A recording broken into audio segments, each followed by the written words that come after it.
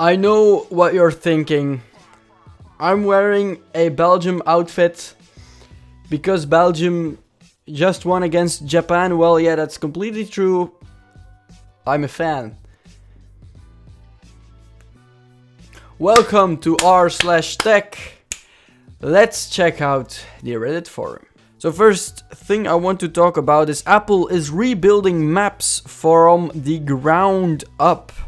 You know that time when Apple introduced Apple Maps, iPhone Maps, no, iOS map, Apple, I don't know, the Maps function, and people were driving in the water or in the lake while they were following the maps of Apple. Well, yeah, they're changing that. So it turns out Apple is aware that their Maps service or their Maps app need fixing.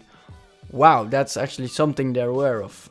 That doesn't happen all too often, I think. So Apple actually relied, as you can read here, on third-party data to provide a basis for its maps, and right now it's going to rely on first-party data or data gathering from iOS devices that users use. So they'll use your data in order to get better maps for you. So there are actually also Apple vans spotted, as you can see here, for Apple Maps, which are going to take pictures, I presume, to gather all the data and all that stuff. So yeah, when the new Apple Maps comes out, it should be difficult to drive against a wall or inside a lake, but you never know, of course, if you're a bit stupid. I don't know.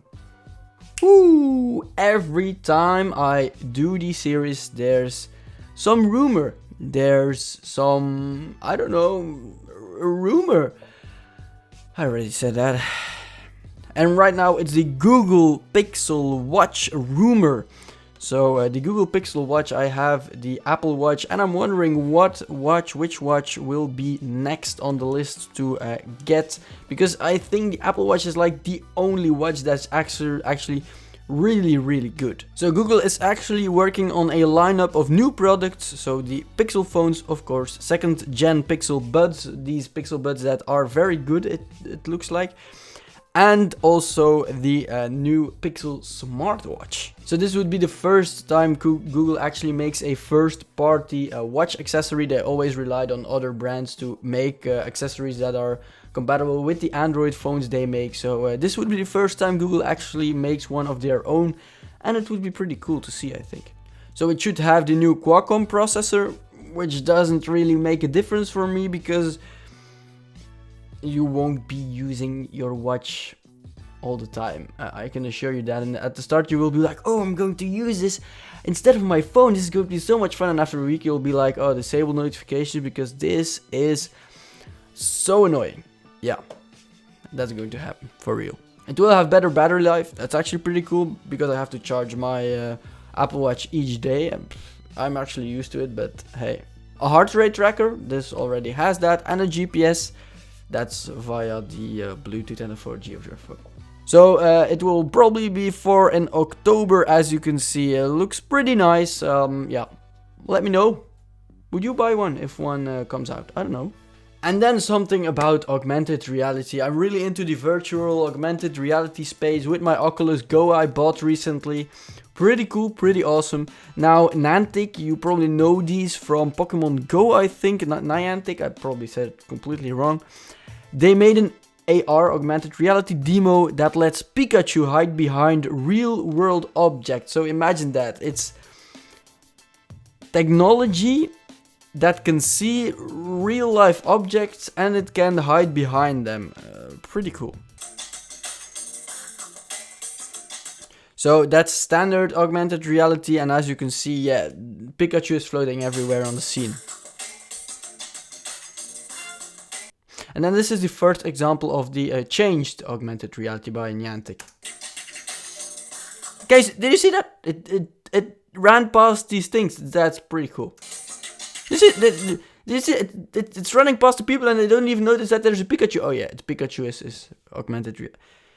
And there's also a second example.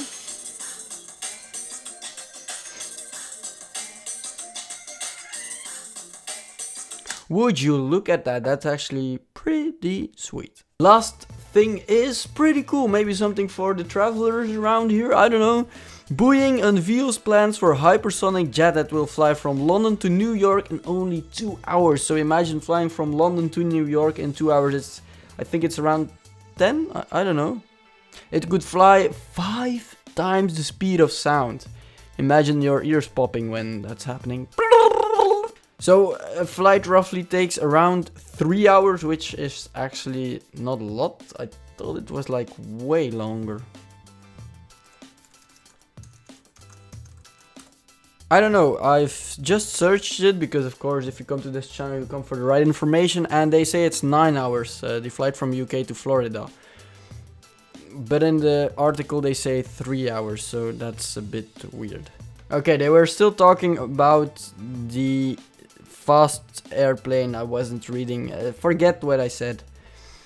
They actually say over here that an average flight on a traditional subsonic passenger plane between London and New York takes around 6 hours and 45 minutes. Okay, and this plane could do it in around 2.5 hours, 2 hours, so pretty cool. It won't be for tomorrow. The first airplane that will probably do it is going to be around 2030. Yeah, it's going to take a while. Maybe there won't be any United States left. Donald Trump. DG commented, the last time Boeing tried this, they forgot it was supposed to carry passengers. Oh yeah, we forgot something. How are we going to explain this to our boss? You said? I don't know. Yeah, I would try it if I would have the opportunity, but I'm probably never going to try it out. So I'm going to stick with dreaming. It's not that I'm dreaming of a Concorde and a fast flight to the US, but hey, never know. Never know what you're gonna get. Bucks is like a life of Chuck. Life is like a buck. We're going to end this video here. Thank you for watching, and I hope I'll see you in my next video. See you later.